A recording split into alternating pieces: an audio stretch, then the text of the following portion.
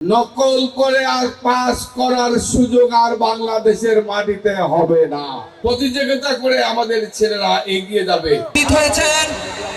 নাটোরের গণমানুষের সালাম, আসসালামু আলাইকুম। প্রধান নাটোর জেলা বিএনপি আজকে তারেক রহমানের সরকার, বিএনপি রাষ্ট্রীয় ক্ষমতা আছে। আজকে তারেক রহমান সাহেব ৩৫ দফার মধ্যে উনি বলেছেন শিক্ষার ক্ষেত্রে সবচেয়ে বেশি বাজেট। শিক্ষামন্ত্রী বলেছেন নকল করে আর পাস করার সুযোগ আর বাংলাদেশের মাটিতে হবে না। সাদা কাগজ লিখে দিয়েছে GP5, এক লাইন লিখে এসে গোল্ডেন 5। ওই শিক্ষা বাংলাদেশের মাটিতে আর কখনো আমরা হতে দেব না।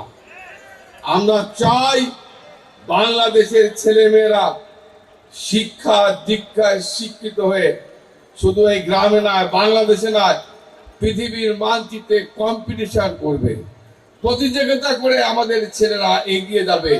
এটাই হচ্ছে আমাদের লক্ষ্য।